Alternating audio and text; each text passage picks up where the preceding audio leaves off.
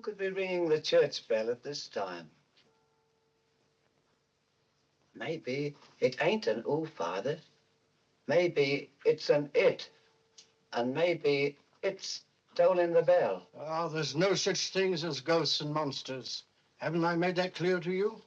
Something tore the throats out of Charlie Rousseau's sheep, and that something didn't leave any tracks. Andy Trent here saw a weird glow moving across the marshes last night. And this morning, he found 2 of his sheep dead. Their throats torn open. Maybe the same thing that killed Andy's sheep is tolling the bell. I was on my way just now to deliver a special letter at Penrose Manor when a strange light appeared on the road before me, then moved quickly across the marshes and faded into the mist. I turned the cart around and hurried back here. It's not real.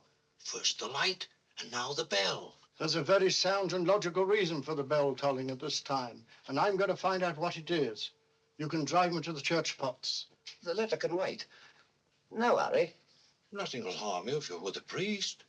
Is that true, Father? Ah, what you need is more faith and less imagination. Come along.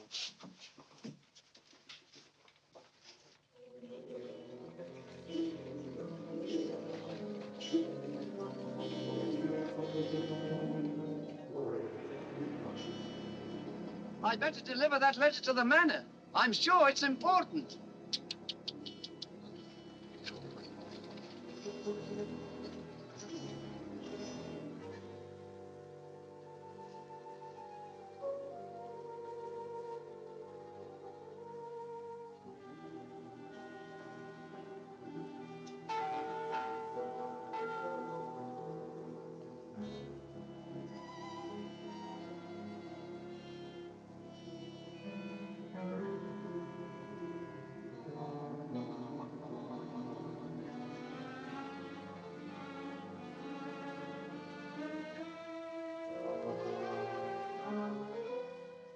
Thank goodness that bell has stopped. Odd, it's tolling at this time of night. I don't like it. What with this phantom roaming the marshes? I saw it again tonight. Who would that be?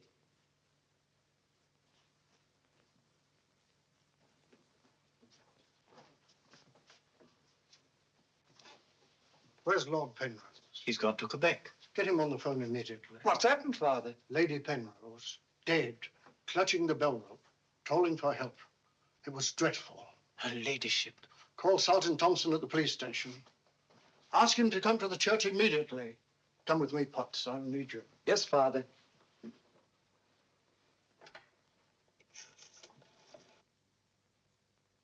Operator, put me through to Quebec. Lord William Penrose. Yes, he's addressing a meeting of the Royal Canadian Occult Society at a Quebec hotel. It's urgent, sir. Page? Yes, sir? Lord Penrose. Lamont Rouge is on the telephone. It's urgent. It's in the gold room. Yes, sir.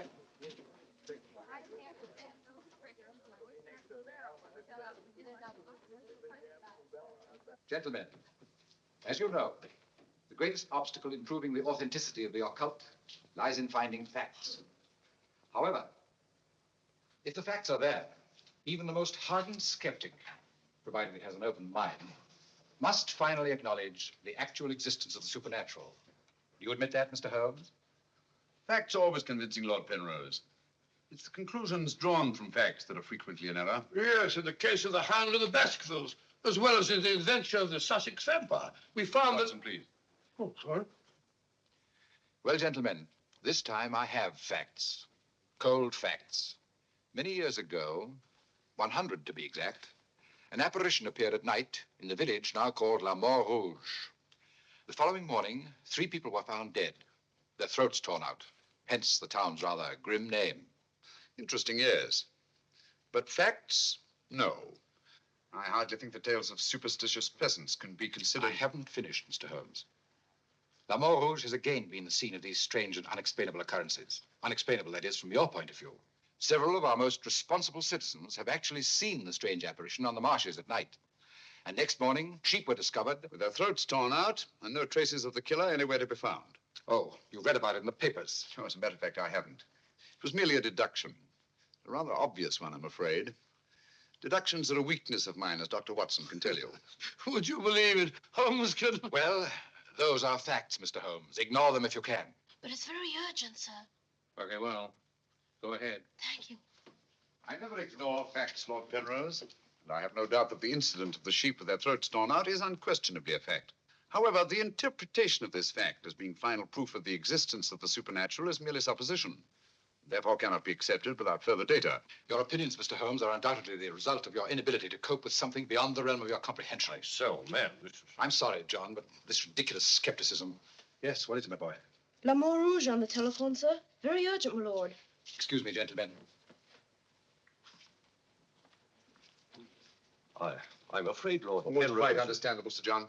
Lord Penrose is deeply entrenched in his beliefs. That's his privilege. Well, hang it all, Holmes, the fellow was positively rude. Well, shall we see a little overwrought, Watson? I'm leaving immediately.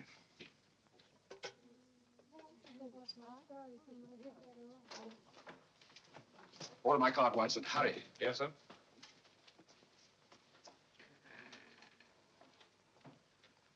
Gentlemen, my wife has just been found dead. Her throat torn out. In exactly the same manner as the sheep. This is terrible. I say, you don't think that it's... Undoubtedly, Mr. Holmes, you would call it murder by person or persons unknown. I'm sorry. If I can be of any assistance, Thank you, no. I'm afraid the happenings in La Rouge wouldn't interest you, Mr. Holmes. Under the circumstances, I think we should adjourn. Yes, indeed, Sir John. Holmes, what a terrible thing. Sir John, would you be good enough to convey our condolences to Lord Penrose? Yes, I'd be glad. Well, can't we get something to eat before we leave? We don't often get food like you do here. Don't you ever think of anything else besides your stomach? No, not often. I gotta get a paper. Morning. Good morning, sir. I imagine you'll be glad to get back to London, Mr. Holmes. Yes, indeed. Oh, by the way, there's a letter for you, sir. Thank you. Oh, here's something about Lady Penrose. She was found in the church with her throat horribly cut. Evidently dragged herself from the marshes nearby and tried to summon help with a bell rope. What's in it? What is it, Holmes? Listen to this, Watson. Huh? My dear Mr. Holmes, I have every reason to believe my life is in danger. Yet, if you were to ask me how I know, I couldn't give you a logical answer. There is nothing tangible, yet like a terrible premonition, it is all so frightfully real. I heard of your being in Quebec, and I'm turning to you, a stranger, and asking your help, in the frantic hope that you will not fail me. Oh, who's it from? It's signed Lillian Penrose. Lady Penrose? A letter from the dead woman? Well, what's it mean, Holmes? I should say that Lady Penrose lived in fear of her life. Some secret hidden in her past, in all probability. Oh, perhaps it isn't as simple as that. What if Penrose is right? I'm glad we're going back to London. Things like that can't happen in Baker Street. More's the pity, Watson. Huh? Do you know a village by the name of La Rouge? Yes, sir. It's about 12 miles from here, up towards the falls. Thank you. Great Scott, Holmes. You mean you're going to take on the case? Quite. Telephone the airport and cancel our reservations, will you? Certainly, sir. Consider, Watson, the irony, the tragic irony. We've accepted a commission from the victim to find her murderer. For the first time, we've been retained by a corpse.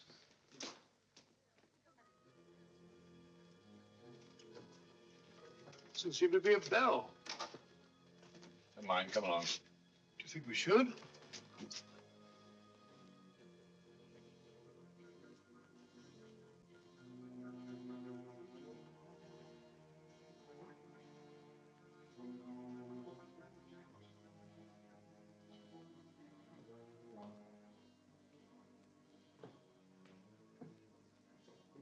What a cold, cheerless-looking room.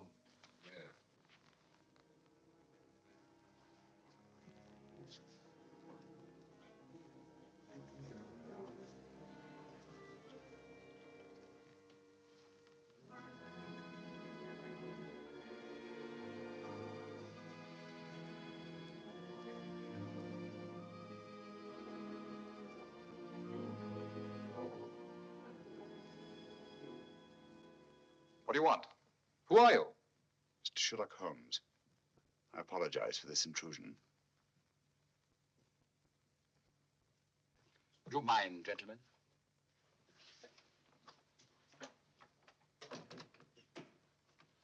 Mr. Holmes, is it your custom to burst into people's houses without ringing the bell? We couldn't find the bell, sir. If you've come here to use the death of my wife to prove your theories, I must ask you to leave. Penrose, I received this letter from Lady Penrose this morning.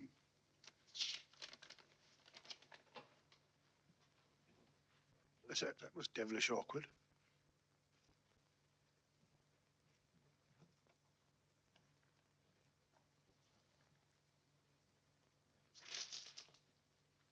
I'm afraid you're a little late, Mr. Holmes. My wife's dead. And I've come here to find her murderer. You might have saved yourself the trouble. I'm convinced that the solution of this horrible deed lies in an understanding of psychic phenomena. Although I don't expect you to admit that, Mr. Holmes. I assure you, Penrose, I neither believe nor disbelieve in anything, including psychic phenomena. If I could just see Lady Penrose, it might help dispel much of the mystery that surrounds these happenings in the Rouge. Drake, why don't you answer the blasted thing? Sergeant Thompson has charge of the case. You'll find him at the police station. And now I must ask you to go and take your assistant with you. You'll excuse me if I don't show you out. Drake! Drake! Drake, where are you? What?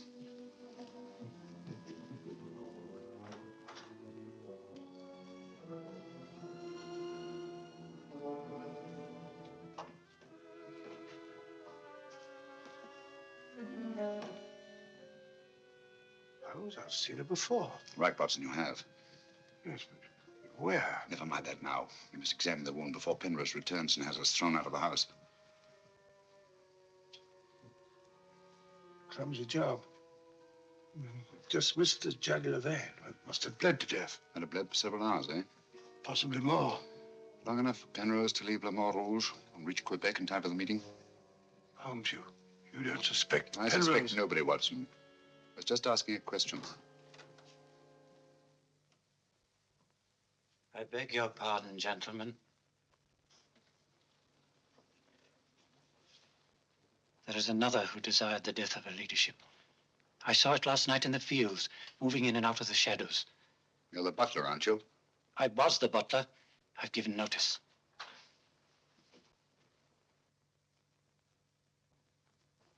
Drake! Get out. Get out of this.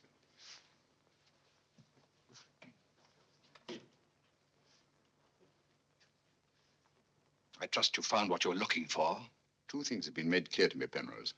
That your wife was murdered and that she's Lillian Gentry. Lillian Gentry? Will you leave, or must I call the police? That will not be necessary. We're on our way to the police station now. The wounds found on Lady Penrose's throat are identical with those found on the throats of the dead sheep. Now, I'm not a superstitious man, Mr. Holmes, but I don't know of any weapon capable of inflicting such wounds, except an animal's claw. Of course, it could be done by a five-pronged garden weeder. Not that garden weeder, Mr. Holmes. That's mine. I use it to weed the garden at the back of the jail. I'm inclined to agree with the Sergeant, Holmes. A weapon such as that would have severed the jugular vein, and death would have followed immediately. Lady Penrose lived long enough to drag herself to the church and toll the bell in a frantic effort to call for help. Yes, I know all about that. But there must be some logical motive instead of all these goblins and monsters. Sergeant, have you ever heard of Lillian Gentry? No. No, I can't say that I have, Mr. Holmes. She was a famous actress who came to America some time ago. She appeared for many years in the United States and Canada. Then suddenly she disappeared. Her disappearance was never explained, and she was soon forgotten. But what's the connection between Lillian Gentry's disappearance and the death of Lady Penrose? Lillian Gentry and Lady Penrose are one and the same person. The same person? Precisely. One more question, Sergeant. Do your files show anyone with a prison record living in La Rouge? No, Mr. Holmes. The only person having any connection with a prison is Emile Journet. He came here 2 years ago with his daughter and bought the hotel.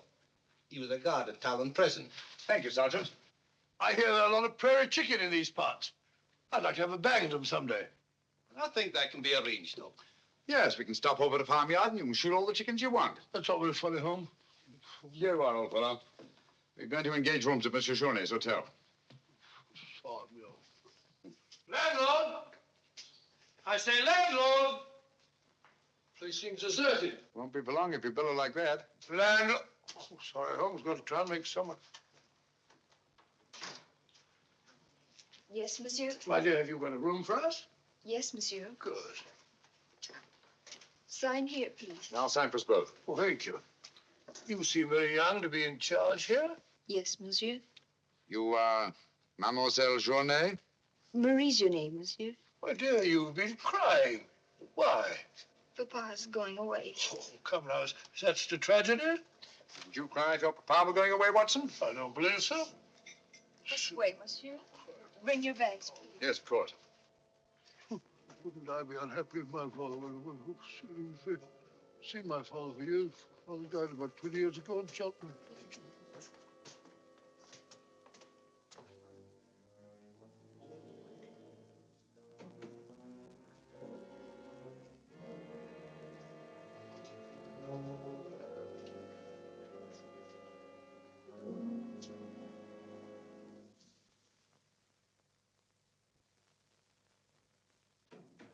Some talk of Alexander and some of Hercules, of Victor and Lysander, such bright names as these. That's the way it goes, Emil. It costs money to be born, and it costs money to die. Do you know who that was in the car? It was Sherlock Holmes. He's here now. What do you think he'll find? Ghosts and monsters? What else is there for him to find? There's nothing. I don't know. You're afraid, Emil. Of course I am, and so are you. Who isn't? Why should Sherlock Holmes come here? To investigate the death of Lady Penrose. What else? I'm afraid Mr. Holmes will return to London a sadder, but a wiser man. Why do you say that? Well, you can't arrest ghosts and monsters, can you now? Well, I'm on my way. The mail must be delivered. Some talk of Hercules, some of Hercules. That's better. This room gives me the creeps. It is very seldom used, monsieur. It isn't often that strangers come to Le Mont Rouge, and when they do, they never stay. I can't say that I blame them. Will your father be away for long? I don't know, monsieur. When is he leaving? I don't know. Marie! If you need anything, just ring, monsieur. That girl's frightened, Holmes. Obviously. She made the mistake of telling us that her father was leaving. Huh? You don't think that Journay... Suppose we have a little talk to Monsieur Journay. It might prove illuminating. Didn't I tell you not to answer any questions? Yes. Didn't I tell you to keep a silent tongue in your mouth? Yes, Papa. So you told them I was going away? Yes, Papa. I'll teach you to keep your mouth shut. Monsieur Journay, just why are you leaving La Mort Rouge at this particular time? I'm not leaving. What gave you the idea that I was? Your daughter? My daughter's mistaken. I merely said that I would like to go away. I've just been teaching her the difference. Yes, so I observed. I can't say that I approve of your method, sir. I'll ask you to mind your own business. Run along, dear. Oh, there, my dear. Disgraceful, hitting a child. Monsieur Journay is quite right. It's none of our business. Monsieur Journay, what do you know of the death of Lady Penrose? Only what everyone in the village knows, that she was killed by the monster. You've seen this monster? No, but who else could have done this terrible thing? Sheep have been killed, their throats torn out. You were a jailer at Talon Prison, weren't you? Oh, yes, monsieur. Why did you decide to come to La Mort Rouge? Well, I always wanted to own a hotel, and I heard this one was for sale, so I bought it. That was 2 years ago. Yes. I believe it was about the time the monster made his reappearance, wasn't it? Do you suspect me of being the monster, Mr. Holmes? No. I was just remarking a coincidence. I thought you didn't believe in those things, Holmes. Quite right, Watson, I don't. At least, not in the supernatural variety. Not the werewolf who bites into his victim's throat with his teeth. But, a monster who uses for his weapon of death a 5-pronged garden weeder. Yes, that's a little more in my line. I don't know what you mean. I mean that this monster's been recreated and used as a screen behind which to commit a horrible crime. Whoever did it felt certain that no suspicion could possibly fall on him. But my unexpected arrival upset his plans. Very possibly he became frightened, decided to run away. You're right, monsieur. I was running away. But not for the reason you think, but in fear of my life. And who would want to kill you? I don't know. It's like some terrible premonition, but it's so real. The very word, it's in Lady Penrose's letter. Yes. That still doesn't explain this garden weeder. I swear to you, I know nothing about its being here. Haven't we better send for that fellow, Sergeant Thompson? No, Watson, that won't be necessary. Monsieur Journet knows as well as we do that you can't run away from yourself. Oh, would you be so good as to return this to Sergeant Thompson, monsieur? I took it away quite by accident.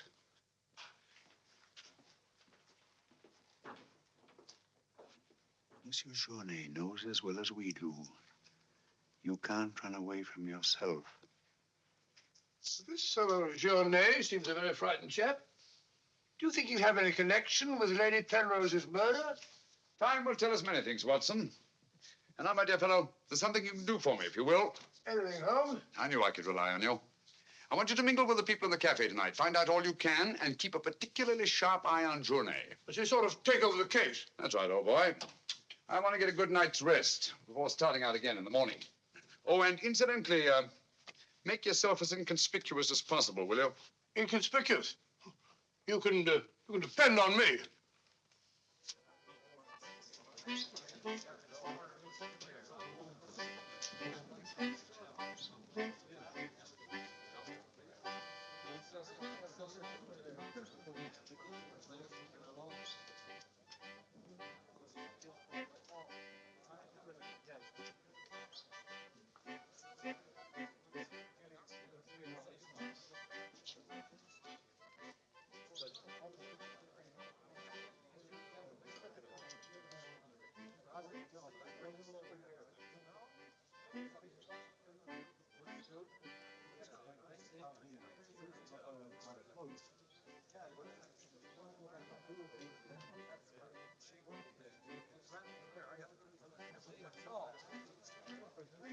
Thank you, my dear. I'm glad to see that the tears are all gone. Are you feeling better? Thanks to you and Mr. Holmes, Papa's not going away. Not going away? Oh, good.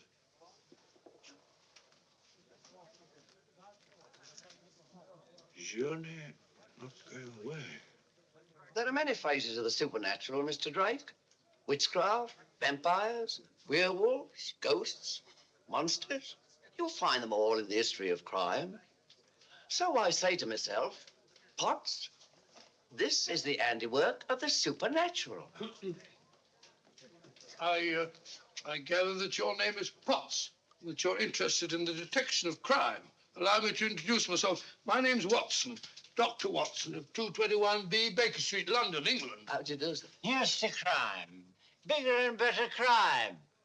I deduce, my good man, that you're somewhat drunk. Yeah. Sharp he is, sharp as a tack, and just as flat-headed. You might also deduce that I'm leaving this place. Getting out as soon as the bus I'm waiting for hoots its hooter.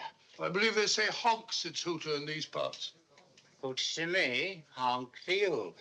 Hoot, hoot. My dear fellow, I don't care two hoots whether it's hoot or honk. Oh, that's my bus, gentlemen. I just heard it hoot its hooter distinctly. If you solve this case, let me know. But personally, I'm betting on the monster. You take my advice, Patsy. Get out of this place before they find you with your throat cut.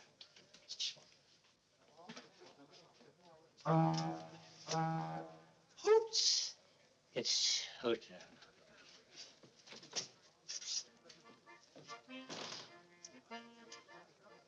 Nervous? Well, the thought of having your throat torn out by some monster isn't likely to make you very gay, Dr. Watson. No, indeed. Some of Monsieur Journet's excellent wine will soon remedy that. Marie, would you bring a bottle of this excellent wine for my friend here? Yes, monsieur. Mr. Potts, as a student of the occult, supposing you give me your theory of this murder. You like this wine? Oh, but Dr. Watson, I never drink anything stronger than milk. Teetotaler? No, hiccups.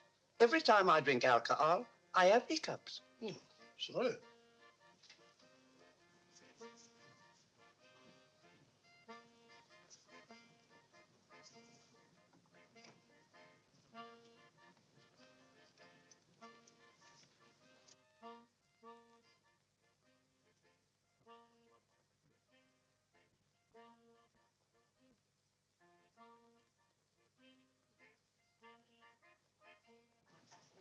Mr. Holmes.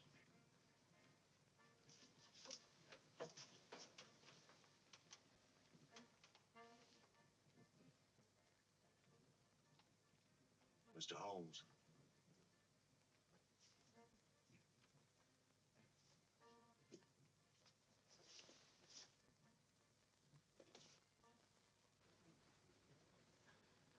This circle is where the murder actually occurred. Yes, Mr. Holmes. There's a footpath just beyond the church which leads across the marshes. Follow it for half a mile and you'll be there. Thank you, Sergeant. I'm sure I'll find it. Mr. Holmes, I wish you'd let me go with you. It's dangerous on the marshes at night. These swamps, one false step. I'm sorry, Sergeant, but it's important that I go alone. I'll keep close to the path. Well, will Dr. Watson be going with you? No, Sergeant. I asked him to do some research work of his own, and by now he's probably magnificently involved. Good night. Good night, Mr. Holmes.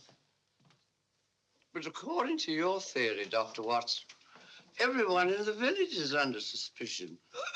Pardon me. It's quite all right. Oh, thank you. Murder is a very interesting study, gentlemen. I well recall a short story by that brilliant author, G.K. Chesterton, in which the murder is committed by a postman. I refer, of course, to the Invisible Man, a brilliant bit of deduction on the part of Father Brown. I'm a postman. Precisely why I mentioned it, to illustrate the absurdity of assuming because one man in a postman's uniform is a murderer, any other man in the same uniform should be suspected. Thanks. Had me worried for a minute. Oh, what filthy flabbergab. A child can see that this ridiculous monster has got you all afraid of your own shadow. I saw Lady Penrose. I wouldn't like it to happen to me. I'll be getting on. I'm going with you. Good night, Doctor. Good night. It's quite all right.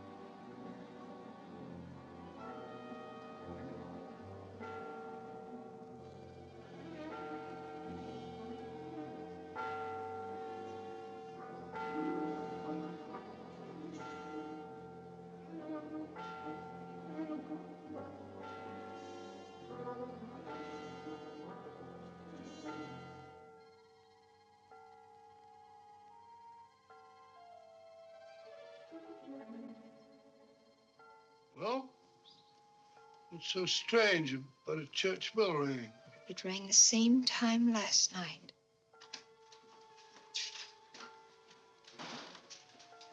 Excuse me, Dr. Watson. Can you tell me if Mr. Holmes is armed? Armed, my dear fellow? Why should he be? He's gone to bed. You're wrong, Doctor. He went out in the marshes alone. I tried to go with him, but he refused. But great Scott, if he runs into this monster and he's by himself, he'll get killed.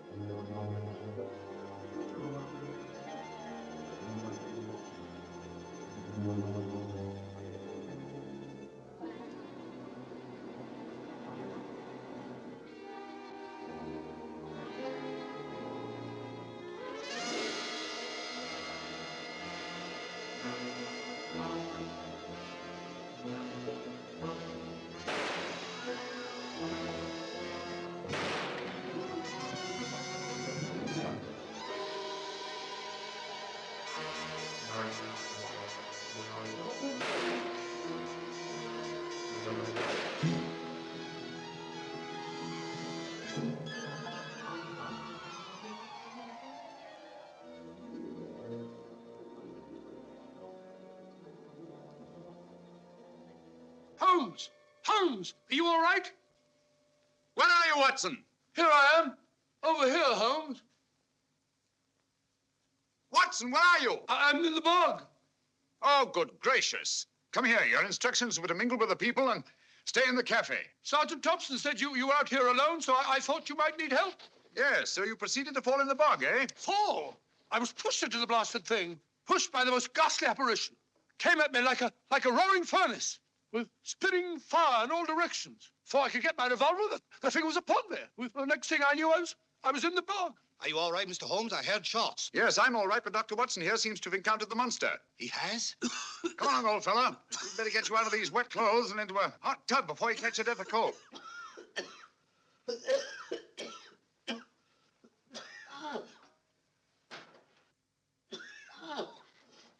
Yeah, you've had enough of that. Drink this. You'll be as fit as a fiddle in the morning. Sorry you had such a bad time. I got a right to share your dangers. Thanks, old fellow. You know, I wasn't sure the villagers weren't right. And if it did turn out to be some sort of supernatural monster, well, why should I involve you? Rubbish. However, I did learn something. I can now state positively that our antagonist is not a phantom. But the thing actually spat flames at me. All just a figment of your imagination. The murderer knew I was out on the marshes and obviously wanted to frighten me. You frightened me, all right. How do you manage the flames? Merely clothing, treated with phosphorus. When the murderer fled, his shirt caught on a tree, and this piece of cloth was torn off. Come in. I'd like a few words with you, Mr. Holmes. I'll come directly to the point. Hello. What happened to your assistant? I'm not his assistant. If you must know, I was pushed into a boggy hole on the marsh. Pushed? By whom? I don't know. Spat fire at me. My good sir, in spite of Mr. Holmes's theories to the contrary, things have been seen and heard on those marshes that cannot be explained away by the use of logic. If I were you, I'd keep away from them. I'm not so sure. Holmes found... Penrose, for the first time in my long pursuit of crime, I confess that I find myself baffled. I'm a detective. I need tangible clues. And up to now, I admit, I found none. And you won't. I advise you to leave La Mort Rouge. Tonight, you escaped with your life. Next time, you may not be so fortunate. Thank you for your considerate advice, Lord Penrose. Good night, sir. Excuse me. Oh, good night. I don't like this fellow, Holmes. Why do you think he came here? He wanted to find out if we discovered anything. He seemed very pleased when I told him we hadn't. Now, Watson, there are one or two questions I want to ask Sergeant Thompson. You stay here. I have a vitally important job for you. Anything, Holmes? What do you want me to do? Go to bed. Yes, it's cotton fabric. Yeah, take a look. That discoloration, the purple ink must have been spelt on it. Possibly. I should say this cloth was red with blue lines. Probably large checks. Yes, it seems to have been laundered a good many times. The blue lines are almost completely erased. Yes, you can scarcely see them. It's good fabric, well woven, with a solid base. Hello, Bill. Hello, Sergeant. Your phone call must have been important to bring me over this time of the night. It was. This is Mr. Sherlock Holmes. He wants to ask you a few questions.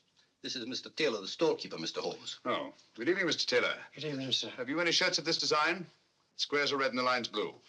Yes, I have. Can you remember to whom you sold them? I can. I keep them in stock specially for Judge Brisson. He won't have anything else. Judge Brisson, who's he? A retired magistrate. He's a cripple, lives alone with his housekeeper. Have you sold any of these shirts to anyone else? No, sir. They're too expensive for the village and the boatmen. This is the finest material. Imported. You say Judge Brisson's a cripple? Yes, he was a magistrate in Quebec. Had a stroke about 2 years ago. That's why he retired and came here to live in La Mort Rouge. Just about the time that Monsieur Journey arrived here. Now that you mention it, it was just about then.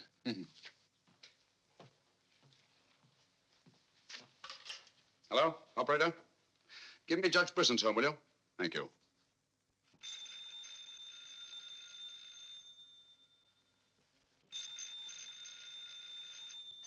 Nora. Let it ring. Haven't I told you not to answer the phone at night? Yes, sir. Well, then obey my orders. Yes, sir.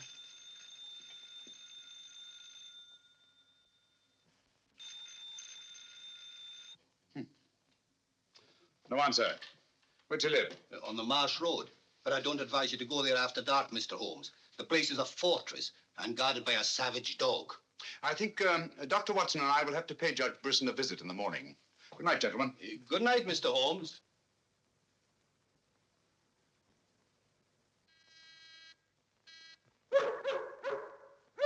Two locks on the door. One of them new. Yes, I should say that Lady Penrose's death had increased Judge Brisson's terror. Don't like the sound of that dog. No, sounds hungry. Possibly ravenous. Couldn't we come back after he's had his breakfast? I'm sorry, Watson. Our business won't wait. Oh, stop now. Yes, Watson.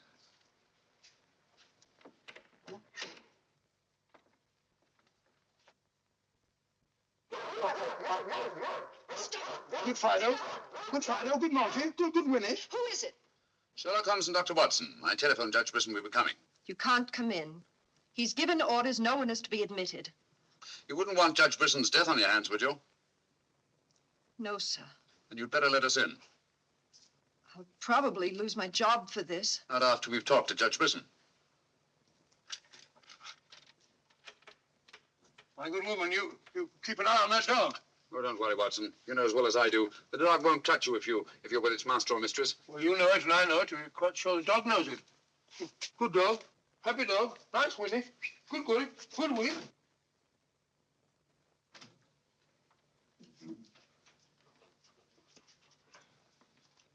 Let me warn you, I'm armed. And I'm an expert shot. We didn't come here to harm you, Judge Brisson, but to protect your life. I told you over the phone this morning, Mr. Sherlock Holmes, that I did not want to see you. I don't want to see anyone. But I want to see you. Stay where you are. Nora, show these men out. Judge Brisson, if you'll answer a few questions, I may be able to save your life. I have the fullest confidence in my own defenses, and I will not trade them for any theories of Mr. Sherlock Holmes, however plausible you make them sound. Now get out, will you? I'm sorry. Under the circumstances, I'm helpless to prevent your death. Almost certainly by violence. Come along, Watson.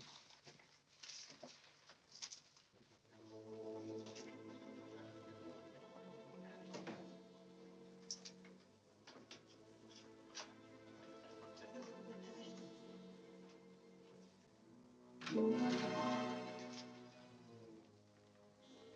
pardon me. May I trouble you with that envelope? I must have dropped it.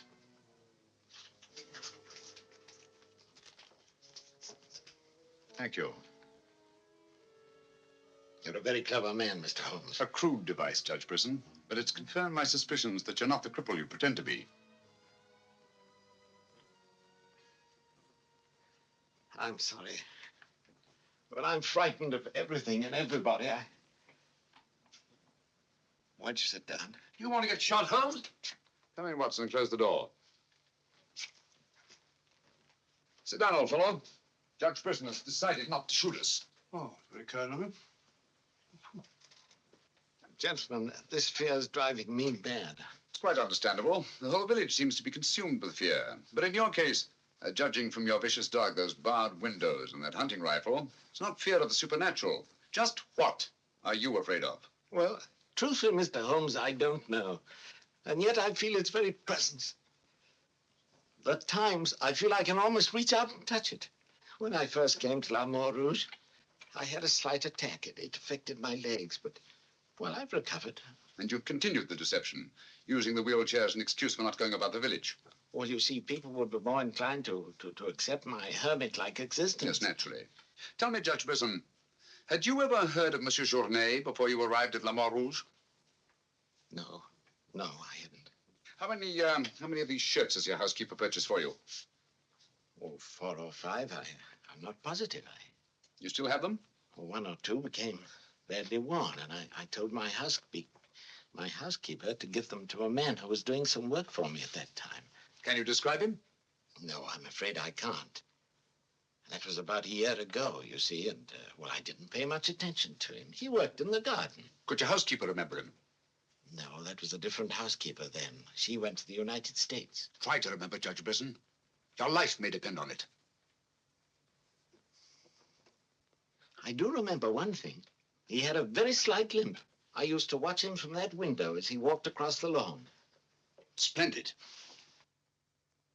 Continue your vigilance, Judge. And under no circumstances allow anyone to enter the house, even someone you may know well. What's that mean, Holmes? It may mean nothing, Watson, and it may mean everything. I'm quite sure that Sergeant Thompson will have observed a man with a limp in a village the size of La Rouge. Good day, Judge, and thank you. Good day, sir. I'm sure Sergeant Thompson will have observed a man with a limp in a village the size of La Rouge.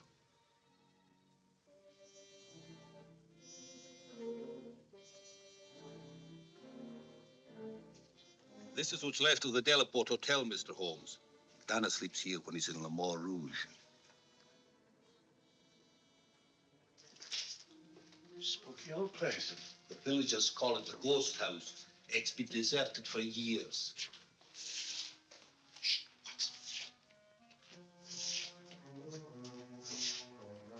He walks with a limp. A left foot, I think. To the trained ear, Sergeant, footsteps have a characteristic rhythm as identifiable as fingerprints.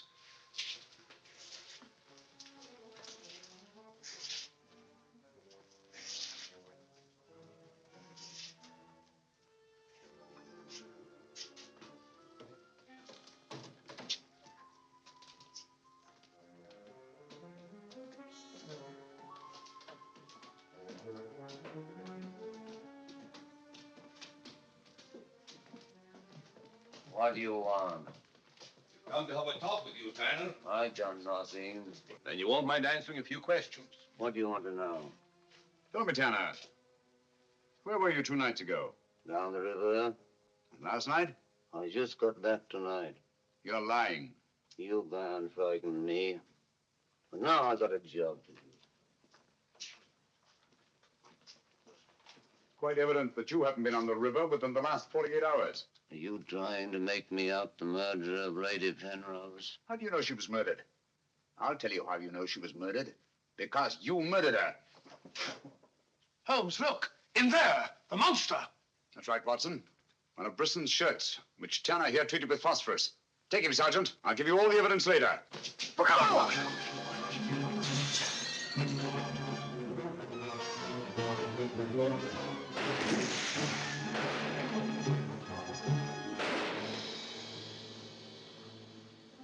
You got him, Sergeant. I'm sure of it. Come on.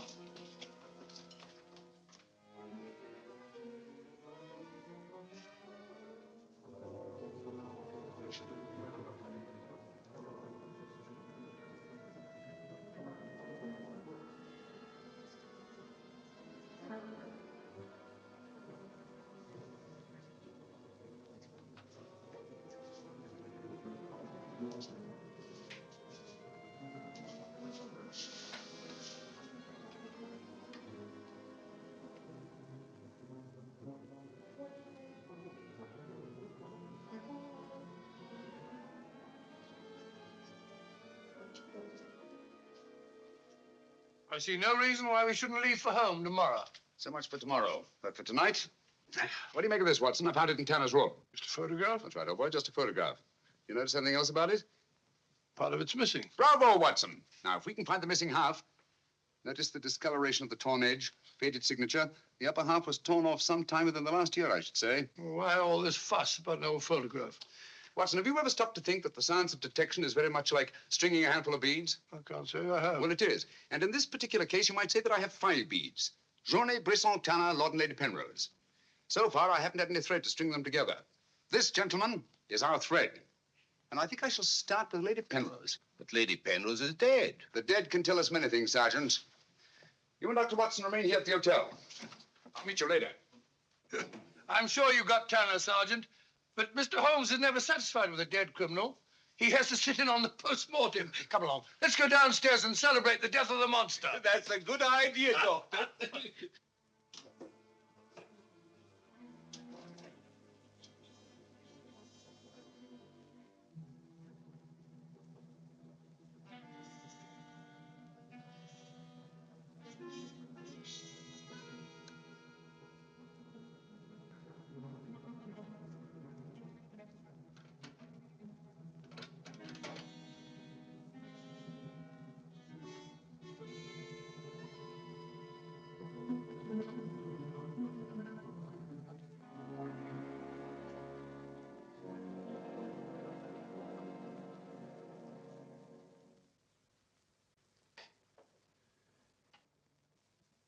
So the great Sherlock Holmes becomes a common thief. You realize, of course, that I might have shot you. I knew that you'd refuse to see me, so naturally I had to take that chance. Tell me, who is Alistair Ramsden? What has he to do with your being here? Perhaps this will explain. Found the lower half in a room occupied by a boatman named Tanner. The upper half was in Lady Penrose's safety box. Alistair Ramsden murdered a fellow actor in my wife's company. He was sentenced to life imprisonment. The whole thing was a great shock to her. So she retired from the stage and you married her shortly after? Yes. Where and when was this murder committed? In Quebec, 5 years ago. Ramsden was shot 3 years later trying to escape from Talon prison. His body disappeared in the St. Lawrence. Was it ever recovered? I don't believe so. Penrose, Alistair Ramsden and Tanner are one and the same person. What? It was he who sent the upper half of that photograph to your wife as a warning. What could my wife have in common with a murderer? Yet he killed her. He killed her? Yes. The monster was none other than Tanner himself. We found a shirt impregnated with phosphorus in his room. Tonight, when we faced him with the evidence of his crime, he bolted and jumped out of the window into the river. Sergeant Thompson fired a couple of shots at him. He's dead? In a way, yes. I don't understand. Tanner is dead only because he was discovered, and have therefore outlived his usefulness to his creator. But I'm afraid that Alistair Ramsden, the actor, who created and played the part of Tanner, is very much alive. But surely, now that you know who the murderer is, the police... It's not quite as simple as that.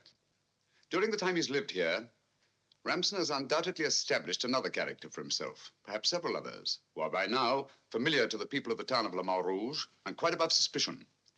He could be almost anyone in the village. He may even have been your butler, Drake. This is fantastic. Yes.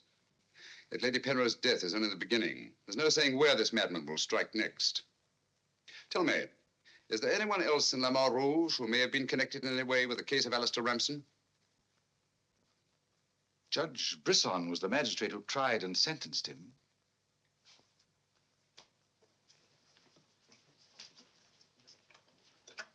Operator? Operator, give me Judge Brisson's home. It's urgent.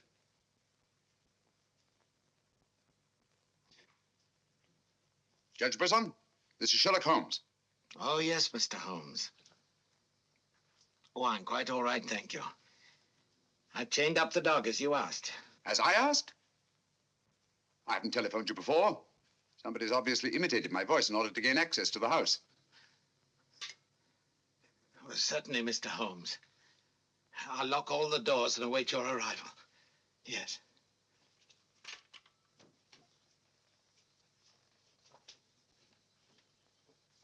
Nora! Nora! If I can be of any assistance, Mr. Holmes... Thank you, but I'm afraid... You think Judge Brisson's life's in danger? I only hope I'm in time to prevent a second murder.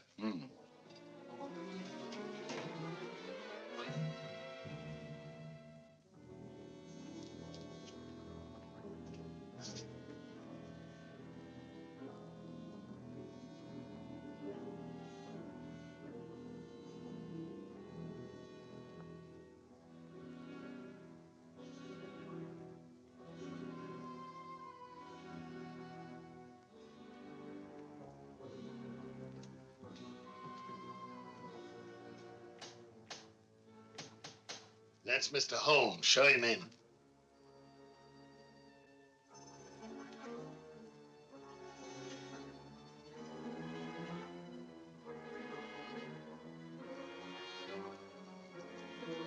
Hurry up, hurry up.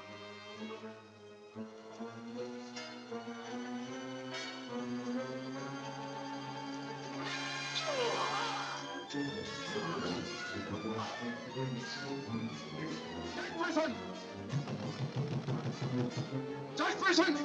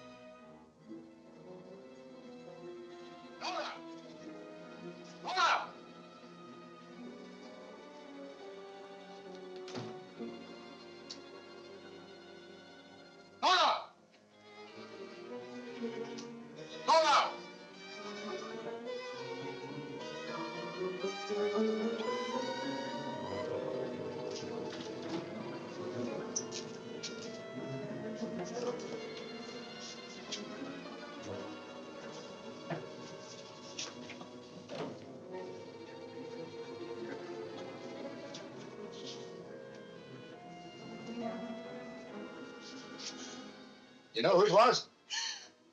I don't know. I don't know.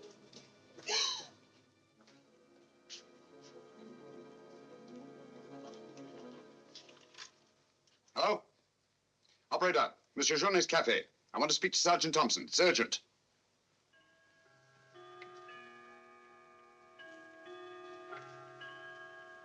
Sergeant Thompson, this is Sherlock Holmes. I'm at Judge Brisson's. He's been murdered. Judge Brisson's been murdered.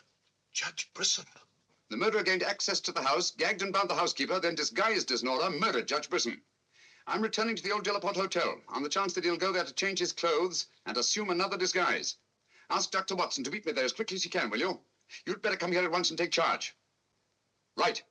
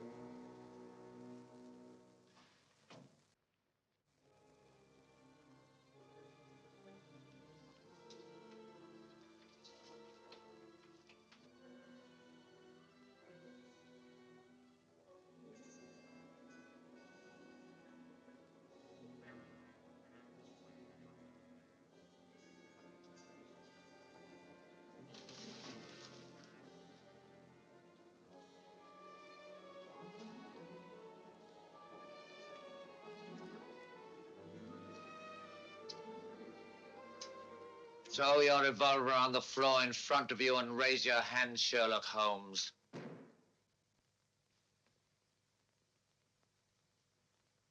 I should have thought you would have felt more at home in the spotlight. I see you finally identified me. You know, Jack Tanner and Nora, the housekeeper, were brilliant. You should really take a bow. It's too bad you appeared on the scene when you did, and I had to ring down the curtain on the monster. Your recreation of the monster of La Mort Rouge as a means of murder must have given you great satisfaction. Why did you kill Lady Penrose? I see no reason why I shouldn't tell you. I couldn't bear the thought of another man possessing her. And Judge Brisson? During the trial, I grew to hate him. And when he sentenced me to prison, I vowed that someday I would escape and kill him. I see. Obviously, you planned still another murder. Otherwise, you'd have returned to the safety of your first disguise and defied me to find you. You're right. I am. There were 3 people in my life who had no right to live. 2 have already died. The 3rd remains. Tonight, I shall kill him. Mr. Holmes, I've always had the greatest admiration for your talents. Thank you. Your performance in this case has also been brilliant. So brilliant that I'm afraid I'm going to have to ring down the curtain on it a bit prematurely. Mr. Ramson, we are artists in our fashion, not creatures skulking in alleys. If our positions were reversed, I shouldn't think of sending you to your death. Lacking a few stray pieces of the puzzle? What do you want to know? The name of the 3rd person. I have no objection. If there is a hereafter, which I doubt, you and he will meet very soon, Mr. Holmes. The name of the 3rd person is...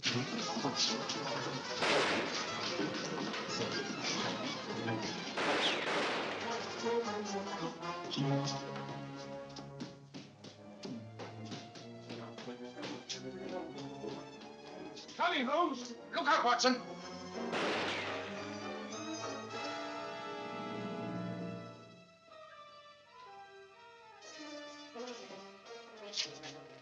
All right, Watson. Where is he, Holmes? John. Thank heavens you're safe. Thank heaven you came and you did.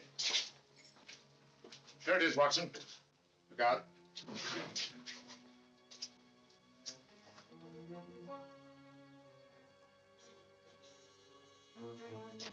So you got away again? Yes, Watson. Over that warehouse roof, most probably. What a fun little room. Yes. This is obviously the secret room where his disguises were created. Looks like an actor's dressing room. He is an actor, Watson. One of the finest acting talents of our time. Look at this. Nora, the housekeeper. His name's Alistair Ramsden. Alistair Ransom? Never heard of him. No, that's not important. The important thing is that he murdered Lady Penrose and Judge Brisson. Great Scott, he did it. Yes, Watson. This Ramsden is a paranoiac. His orgy of crime is not complete. There's still another. I was just about to learn his name when you so conveniently fell down the stairs. Oh, sorry, old chap. Needn't be, old boy. You saved my life. Look at this, Watson. Tanner. Tanner? Where do you think he'll strike next? Obviously, Journet is to be his third victim. Journet? Yes, Watson. As in the cases of Lady Penrose and Judge Brisson, Journet also felt his presence. But in each case, it was vague and unexplainable. Well, what connection can he have with Judge Brisson or Lady Penrose? Journet was a guard at Talon Prison, where Alistair Ramsden was confined. He's the third person against whom the murderer holds a grievance. Now he's disappeared. Journet disappeared? Oh, so Marie told us in the cafe?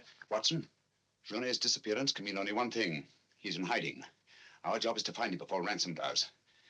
Journet is the only man who can lead us to the murderer. We'd better have a talk with little Marie. Raise your voice and sing along, sing till the echoes ring. No care nor let us sing a song, worry about anything. Mind what you make, so you can make it what you will. Never be weary, ever be cheered.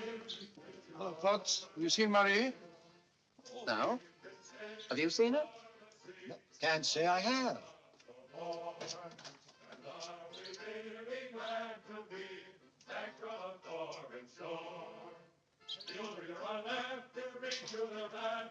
Marie? Watson.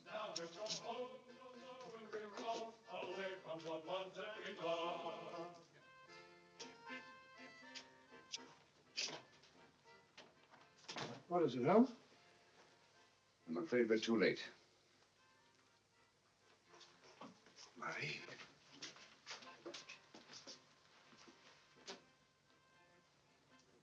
Don't touch anything, Watson. Murdered in exactly the same way as Judge Brisson and Lady Penrose. Poor innocent little child. I should have prevented this. Nonsense, my dear chap. You did everything possible. How on earth could you have prevented it? Child's death is a tragedy, of course. I see exactly what happened. She was standing here by the desk, and the murderer came in by that door. He came in through that door, but Marie was not in the room. She alone, of all people in the cafe, saw Ramsden enter this office. It was someone she knew well.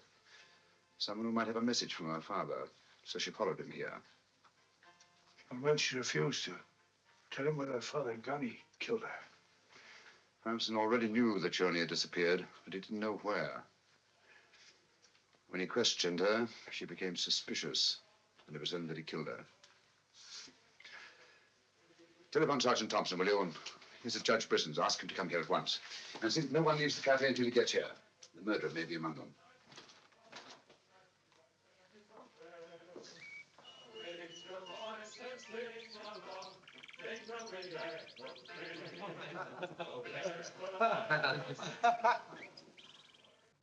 What could happen to Holmes? He's been away all day. It's very unfair of him keeping me in suspense like this. He knows how worried I become. He continues to do it, and do you know why? He actually enjoys making me miserable. Half a mo.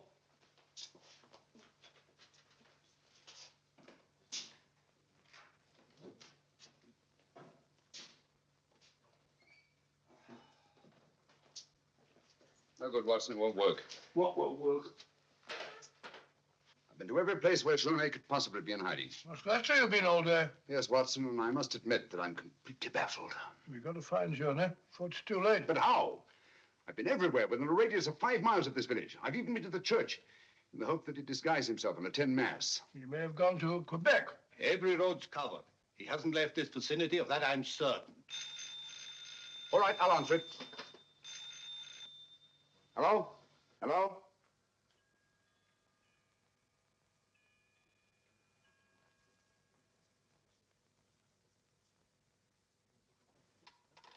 Who was it, Holmes? Watson, get your hat and coat. You're very rude, Holmes. You leave me all day long with that very dull inspector. I ask you a perfect polite question, and all you say is, Watson, get your hat and coat. We're going to find Journet. Sergeant, you wait here till I call. Watson, do this. Watson, do that. Watson, get your hat and coat. Watson, take out. Watson, come here. Brisson's house. Watson, this, Watson. It's my opinion that Judge Brisson's house is the last place that you'll find Journet. Put yourself in Journet's position, Watson. Where's the most likely place that Ramson would look for you? Certainly not in the very house in which he's just killed one of his victims.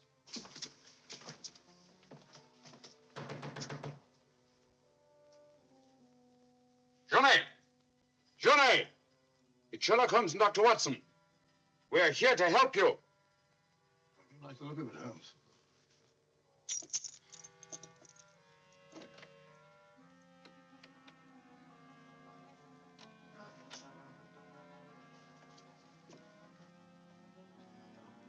Holmes!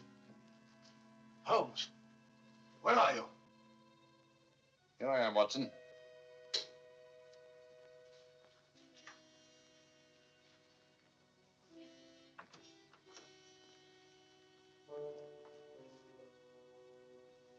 Journet! What do you want? We've come to help you. How did you know I was here? When you called your hotel just now, I answered the telephone. The chimes of Brisson's clock here merely confirmed what I already knew. You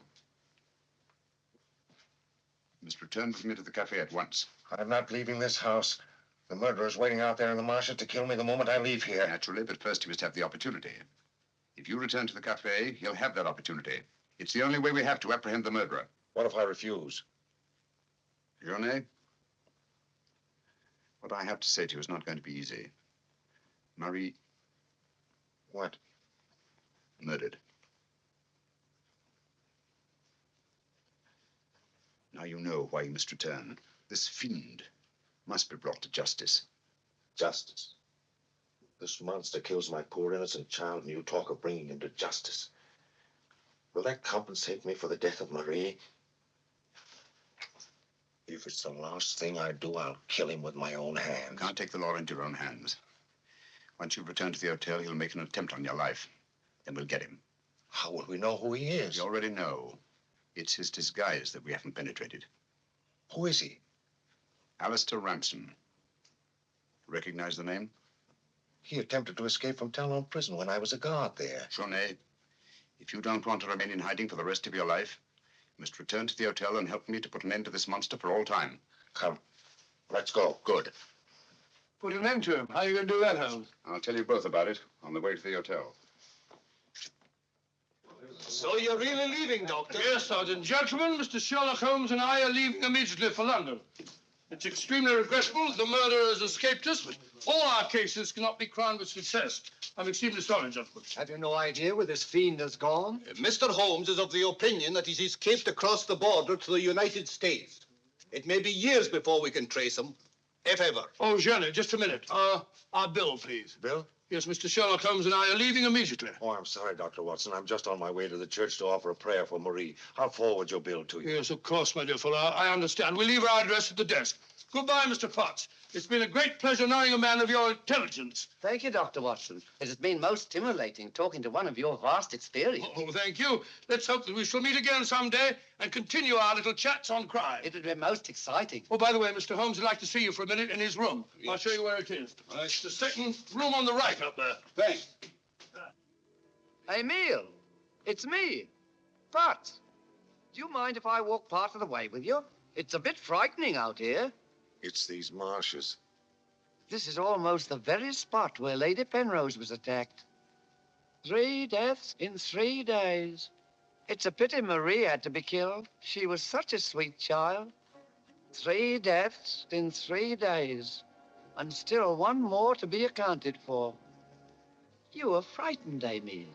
It's strange to see you showing fear. The man I hated at Talon Prison. Ransom!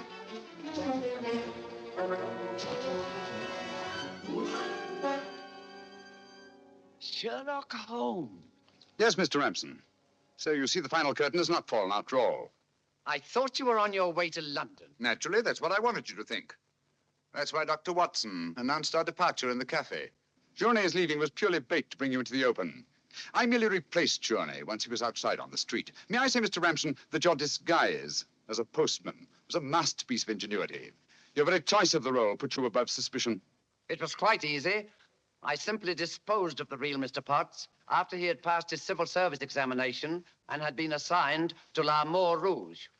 You realize, of course, that you'll never hand me over to the police alive. It's not my function to be your executioner. My duty is to hand you over to the authorities, which I fully intend to do. You're an optimist, Mr. Holmes. No, not necessarily. We're surrounded by police awaiting my signal.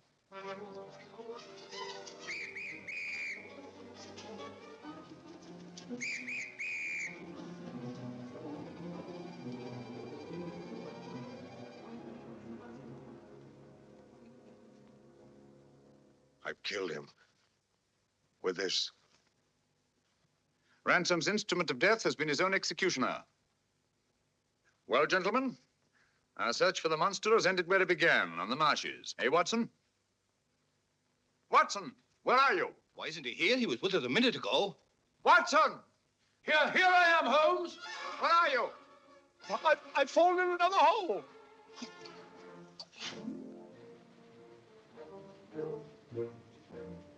I should like to have seen a bit more of Canada before we sailed, Holmes. So should I, Watson. Canada. Linchpin of the English-speaking world. Whose relations of friendly intimacy with the United States on the one hand, and their unswerving fidelity to the British Commonwealth, the motherland on the other. Canada. The link that joins together these great branches of the human family. Churchill say that? Yes, Watson, Churchill.